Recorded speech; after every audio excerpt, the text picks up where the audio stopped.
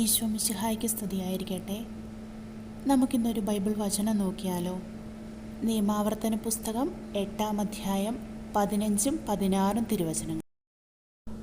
വചനം ഇങ്ങനെയാണ് പറയുന്നത്: ആഗ്നേയ സർപ്പങ്ങളും തേളുകളും നിറഞ്ഞ വിശാലവും ഭയാനകവുമായ മണലാരണ്യത്തിലൂടെ അവിടുന്നാണ് നിങ്ങളെ നയിച്ചത്. വെള്ളമില്ലാത്ത ഉണങ്ങിവരേണ്ട ആ ഭൂമിയിൽ നിങ്ങൾക്കു വേണ്ടി കരിമ്പാറയിൽ നിന്ന് അവിടുന്ന് ജലമൊഴുക്കി. നിങ്ങളുടെ പിതാക്കന്മാർക്ക് അപരിചിതമായിരുന്ന മന്ന മരുഭൂമിയിൽ വെച്ച് നിങ്ങൾക്ക് ഭക്ഷണമായി നൽകി. നിങ്ങളെ എളിമപ്പെടുത്താനും പരീക്ഷിക്കാനും അവസാനം നന്മ കൊണ്ട് അനുഗ്രഹിക്കാനുമായിരുന്നു അത്. ഒരുപക്ഷെ നമ്മുടെയൊക്കെ ജീവിതത്തിൽ ഇന്ന് ഈ നിമിഷം അല്ലെങ്കിൽ കുറച്ച് നാളുകളായിട്ട് കുറേയേറെ കാര്യങ്ങൾ നമുക്കിഷ്ടമില്ലാത്ത രീതിയിലായിരിക്കും സംഭവിച്ചുകൊണ്ടിരിക്കുന്നതല്ലേ. ആദ്യം നമ്മൾ എന്ത് വിചാരിക്കും? നമ്മുടേതായ രീതിയിൽ ഇതിനെ എങ്ങനെ മാറ്റിയെടുക്കാമെന്ന് നമ്മൾ ചിന്തിക്കും. പിന്നെ നമ്മൾ ആരുടെയെങ്കിലും സഹായം തേടും. ഏറ്റവും അവസാനമായിരിക്കും നമ്മൾ എന്ത് ചെയ്യുക?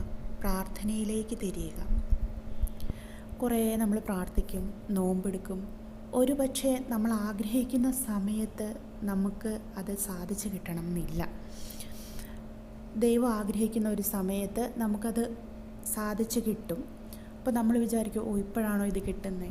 പക്ഷേ പുറകോട്ട് തിരിഞ്ഞു നോക്കുന്ന ആ സമയത്ത് നമ്മൾ ആഗ്രഹിക്കും, അത് ഞാൻ പ്രാർത്ഥിച്ചിരുന്ന അന്ന് കിട്ടിയിരുന്നെങ്കിൽ ഇത്രയും വലിയൊരു അനുഗ്രഹം എനിക്ക് കിട്ടത്തില്ലായിരുന്നു. ഇത്രയും വലിയൊരു അനുഗ്രഹം ആ സമയത്ത് എനിക്കത് അനുഗ്രഹമായിട്ട് മാറില്ലായിരുന്നു. അങ്ങനെ നമ്മൾ ചിന്തിക്കുന്ന ഒരു സമയം വരും. അപ്പോൾ നമ്മൾ എന്ത് ചെയ്യണം? എത്രയൊക്കെ നമ്മുടെ ജീവിതത്തിൽ നമ്മുടെ പ്രാർത്ഥനയ്ക്ക് എത്രയൊക്കെ ലാഗിങ് സംഭവിച്ചാലും എത്രയൊക്കെ താമസം വന്നാലും ഇടവിടാതെ നമ്മൾ പ്രാർത്ഥിച്ചുകൊണ്ടിരിക്കുക. പ്രാർത്ഥനയിൽ മടുപ്പ് തോന്നരുതെന്നാണ് പറയുക. പ്രാർത്ഥിച്ചുകൊണ്ടേയിരിക്കുക.